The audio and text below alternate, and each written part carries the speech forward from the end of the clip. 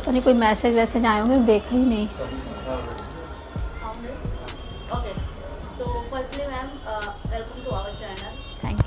Finale बहुत करीब आ चुका है, फाइनली अब घर के अंदर टॉप 6 है क्योंकि शिल्पा मैम निकल चुकी है। सो क्या लगता है, क्या कुछ कहेंगी फर्स्ट ओवर दिशा के लिए? क्या बोलूँ, मतलब एक माँ के हिसाब से सोचती हूँ तो इतनी खुशी हो रही है ना कि इतने सारे लोगों के बीच में यदि आपका बच्चा टॉप 6 में है तो एक बहुत बड़ा प्राउड मोमेंट है और उसको एंजॉय कर रही हूँ। जहाँ मीडिया घर के अंदर गई थी, काफी पीछे सवालों का वार हुआ ईशा विनाश एलिजेंट पे, आपने वो एपिसोड देखा था? मैंने पहला देखा, कल वाला मैं नहीं देख पाई हूँ, पर आज ज़रूर देखूंगी। इतने सारे सवाल आ जाए हैं तो मुझे लगता है देखना चाहिए जाके। जरूर। जहाँ ईशा को बहुत सारी चीज़ें बताई गई, हालांकि आप भी घर के अंदर गई उन्हें करेक्ट थी कुछ चीज़ों को लेकर, पर कहीं ना कहीं अभी भी लोग ऑडियंस का मानना है कि ईशा सहारों के साथ यहाँ तक पहुँची है। आपको क्या लगता है as a viewer, as a mother? बहुत नॉर्मल सी चीज़ है। ईशू को इस इंडस्ट्री में आए लगभग 10 साल हो गए। इन 10 सालों में आज तक उसे किसी कंधे की ज़रूरत नहीं पड़ी, उसने अपने आप को खुद को बनाया है। तो अब मुझे ऐसा लगता है इन 3 महीनों में से क्यों किसी के कंधों की सहारे की ज़रूरत है। ईशू तो वो है जो खुद अपने कंधे इतने मजबूत बनाने चाहती है कि उसके सहारे उसके कंधों पे लोग आगे चले जाएं। तो ये बड़ी गलत सी एक चीज़ है जो मुझे बहुत पेन देती है। मुझे जब भी जितनी बार ये सवाल मेरे आगे आता है कि किसी के कंधे पे बैठ के ईशू यहाँ तक आ गई, ये बहुत गलत है। क्योंकि लोग भी जान रहे हैं, जो देखते हैं, जो उसको पहचानते हैं कि ईशू को कभी किसी कंधे की ज़रूरत नहीं पड़ी। तो ये मोमेंट भी नहीं है कि इसे कंधा चाहिए किसी। बिग बॉस हाउस में हर किसी को पर्सनल लाइफ को लेकर भी मीडिया के सामने रखा जाता है, जहाँ ईशा को लेकर 2 बार रखा गया, एक सालिन के साथ में, दूसरा अविनाश के साथ में ट्रायंगल बनाने की कोशिश की गई है।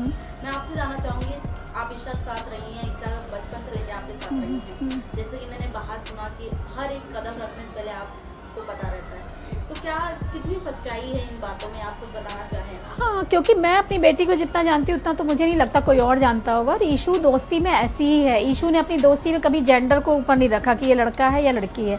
आप बताइए, वो एलिस के साथ भी तो ऐसी ही रहती थी, क्यों नहीं क्वेश्चन उठे? तो क्योंकि वो एक लड़का है। और दूसरी चीज़, ईशू का जो अब ये लोग क्या है, अभी नेशनल टीवी पे सामने कैमरे के सामने बैठे हैं तो ये चीज़ें आ रही हैं। कैमरे के पीछे ईशू के जितने दोस्त हैं जो बचपन से उसके साथ पढ़े हुए हैं या कॉलेज में भी साथ रहे हैं, आप बताइए, वो सब ईशू के लिए वैसे ही हैं। तो ईशू दोस्ती में इतनी फ्री है, उसने कभी ये चीज़ नहीं देखी कि ये लड़की है तो मैं इससे इतना क्लोज जा सकती हूँ, और ये लड़का है तो मुझे एक डिस्टेंस मेंटेन रखना है। वो चीज़ उसमें नहीं है। मैम, जब आप घर के अंदर गई थी तो चाहत की मॉम ने एक कमेंट पास किया था जिसका आपने रिप्लाई भी दिया था। उनका कमेंट ये था कि आरती करते हुए नजर आए जब सालीन कार लेने गए थे। हालांकि उस टाइम मैं भी मौजूद थी वहाँ पर, एज अ फ्रेंड आई थी वो। उसने जब आपने नहीं, वो उस टाइम तो क्या था, उस टाइम पे उसने जो गाड़ी ली थी, पूरी बेकाबू का पूरी टीम गई हुई थी, है ना। हाँ, और उस टाइम तक तो ईशू और शालीन की बहुत इतनी अच्छी दोस्ती भी नहीं थी जो बाद में हुई। तो मुझे बहुत आश्चर्य होता है कि आप किसी को ख़राब दिखाने के लिए किस तरह की चीज़ें उठाते हो। मैं बहुत अच्छे जवाब दे सकती थी वहाँ पर मुझे लगा नहीं बोलना चाहिए ये सब चीज़ें, कि यदि आप ये सब बोल रहे हैं, से आगे पीछे नहीं देख रहे, पर मैं देखूंगी। मेरे बगल में ईशू बैठी थी तो उनके बगल में भी उनकी एक बेटी बैठी थी ना। तो कभी किसी के लिए ये सब चीज़ें कभी मत बोलो। मैं हमेशा अपने बच्चे को भी यही समझाऊंगी, जितना वो सीख सके, कि कभी मत करो। जो चीज़ आपके पास है उस कभी दूसरे की चीज़ पे, वो चीज़ पे आप उंगली मत उठाओ। और रील वायरल हो रही हैं, ये सब चीज़ें, उन्होंने बहुत कुछ बोला। मेरे पास बहुत सारी चीज़ें थी बोलने को, पर मुझे जो मैं वहाँ देख रही थी, मैं बाहर से भी बहुत सारी चीज़ें, जो मैं बीच बीच में क्या होता है ना, अब जब मोबाइल चलाते हो, रील्स आती, बहुत सारी चीज़ें आपके आगे अपने आप आ जाती हैं। तो मैं वो सब सीख लेके गई थी। मुझे मालूम था इनसे मैं नहीं बोलूँगी ज़्यादा। क्या होता, वो जो बोली मैं चाह के पलट के बोलती, वो लगातार वो नहीं चुप होती। मुझे जितना मैं समझी उनको, वो अपनी बेटी के चुप करने पे भी नहीं चुप हो रही थी, तो मैं क्या चीज़ थी ना। तो मुझे लगा मैं अपनी रिस्पेक्ट बना के रखूँ, मैं वो चीज़ क्यों उनको मौका दूँ, या मुझे और भी कुछ बोले। जितना वो लेके आई थी उनने बोला मुझे। मैम, जैसे कि 3 ग्रुप में, ईशा के ग्रुप में 3 लोग हैं, विवेन, अविनाश, अनिशा, सबकी फैमिलीज आई, और जहां हमने देखा अविनाश और विवेन की फैमिली टोटली ग्रुप को कंफ्यूजन बोलते हुए नजर आए कि आप लोग एक दूसरे के स्टैंड नहीं लेते।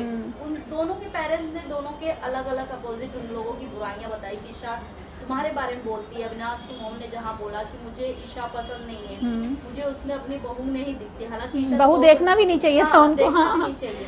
तो ये चीजें, पर जब आप गई तो ईशा जब आपसे एक सवाल की कि हमारा ग्रुप कैसा लग रहा है, तो आपने एक सवाल कहा था, बहुत स्ट्रॉन्ग लग रहा है, लोगों को पसंद क्योंकि लग रहा है ना, जो चीज़ मुझे लगी, मुझे लगता है आपको वो बोलना चाहिए जो आपको दिल से लग रहा है। और दूसरी चीज़ मुझे ऐसा लगता है कि यदि विवियन की वाइफ ने या अविनाश की माँ ने चीज़ें बोली तो उनका वो नज़रिया था, उनको लगा हमारा बच्चा या हमारा हस्बैंड ज़्यादा स्ट्रांग रहेगा, अकेला रहे। तो पर मुझे लगता है हमेशा कहते हैं ना, एक ग्रुप में हमेशा पावर होती है, और वो पावर का नतीजा आप देखिए ना, सामने भी एक ग्रुप बन रहा है। वो क्यों बना? यदि उसका इंस्पिरेशन कहाँ से मिला उनको?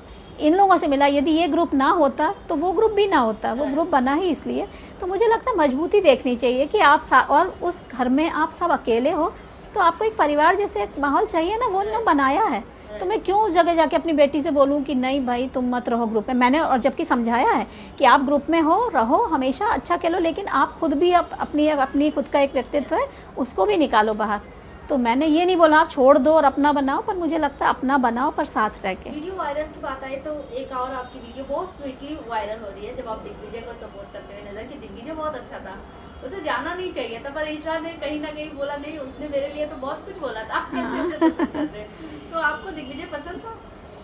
देखिए बच्चे तो सभी ठीक होते हैं, आप किसी भी बच्चे को इसलिए क्वेश्चन नहीं कर सकते कि अपनी जगह पे सब ठीक है। मैंने अभी थोड़ी देर पहले वही बोला कि सबका अपना तरीका होता है, देखिए अपने आप को रखने का।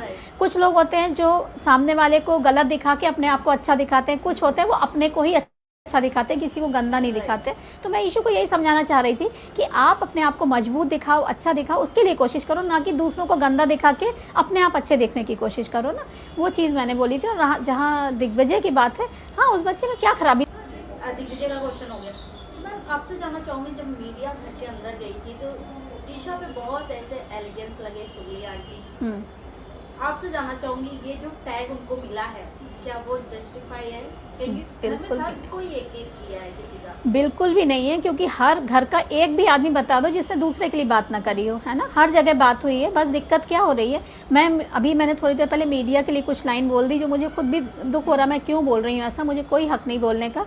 लेकिन मीडिया क्या होता है ना, तह तक जाके सच्चाई लाती है। एक बाहर जो नैरेटिव सेट किया किसी के फैंस ने या उनको जो चाह रहे हैं कि विनर बने, तो वह अभी थोड़ी देर पहले मैंने बोला ना कि किसी को गंदा दिखा के आप अपने आप को अच्छा दिखाओ, वो वाला चीज़ मुझे वहाँ पे दिखी। तो यहाँ मीडिया का क्या काम था? सीधे सीधे जो बाहर चीज़ें यदि दिखी उसके ब्याह पे आपने बोल दिया आप चुगली हो या क्या कुछ बोला है ऐसा। तो आप बताइए क्या मीडिया का ये फ़र्ज़ नहीं था कि वो देखती या वहाँ पे ये क्वेश्चन उठाती कि भाई शिल्पा जी आप भी बात करते हो, चूम करण आप भी बात करते हो, जितने लोग बाहर चले गए निकल के वो सब यही बातें करते थे। तो क्यों फिर ईशा चुगली आंटी, चुगली क्वीन या चुगली गैंग की सरगना क्या क्या बोला जाता है? मतलब मेरे दिल पे इतना तकलीफ होती है ना मुझे हर चीज़ में, पर मैं हमेशा छोड़ देती हूँ।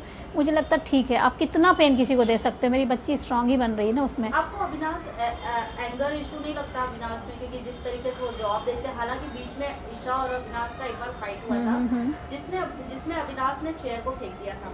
वो आई थिंक एपिसोड आपने देखा होगा। बिल्कुल देखा मैं तो, हाँ। कि हर एक बंदे ने ईशा को सपोर्ट किया था। आपको पूरा सिनारियो देख के कैसा लगा? मुझे जब आपके बच्चे पे कोई भी तेज आवाज़ में बोलेगा तो आपके अंदर तक, आपकी आत्मा तक रोती है ना। तो मुझे बहुत बुरा लगा, क्योंकि मैंने ईशू को मैंने कभी ना चिल्लाया, ना मेरे घर में किसी ने भी, उसके किसी भी ग्रुप ने, उसके साथ ने, दोस्त ने, परिवार ने कभी ईशू से तेज़ आवाज़ में बात नहीं करी। वो चीज़ मुझे बहुत दुख दिया। लेकिन मैंने जब उसको समझा कि वहाँ पे कहीं पे जब आपका बच्चा भी थोड़ा गलत हो ना, तो आप हमेशा नहीं बोल सकते हमारा बच्चा ही सही है। मैंने ईशू को भी जाके बोला कि यदि वो बार बार एक्सप्लेन कर रहा, आप एक दोस्त हो ना, आप क्यों चाहिए आपको चीज़ें उसने आपको समझाना चाह रहा, आप समझ लो। आप नहीं समझे तो उसका फ्रस्ट्रेशन निकला वो। और यदि आपको भी ध्यान होगा तो उसने ये लाइन बोली कि आप लोग खुश हो गए ना, लड़ाई करवाना चाहते थे, लड़ लिए। और वाकई जिस तरीके से बेडरूम से झांक के सब लोग देख रहे थे तो ऐसे ही लग रहा था अब क्या होने वाला है। एक बहुत अजीब सी एक चीज़ थी।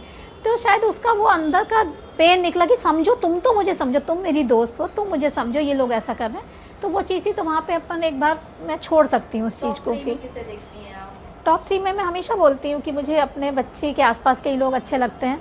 तो मैं ये 4 लोगों में से जो टॉप 3 में खड़ा होगा, जिसके हाथ पे ट्रॉफी होगी, मेरे लिए जीत। ट्रॉफी किसके हाथ में देखती है आप बताइए ना, अभी जितने भी अंदर लोग हैं सबसे पूछोगे, सब अपने बच्चे को बोलेंगे पहले कि हमारे बच्चे के हाथ में। पर अब आप लोग एक दूसरा क्वेश्चन साथ में दाग देते हो ना कि इसके अलावा किसके, तो मैंने वो 3 ऑप्शन इसलिए दिए। लास्टली क्या कुछ कहना चाहेंगी ईशा के ऑडियंस को, और कितना मुझे ऐसा लगता है उनको बोलने की ज़रूरत नहीं, वो यहाँ तक लेके आए हैं, उसको वही लाने वाले हैं।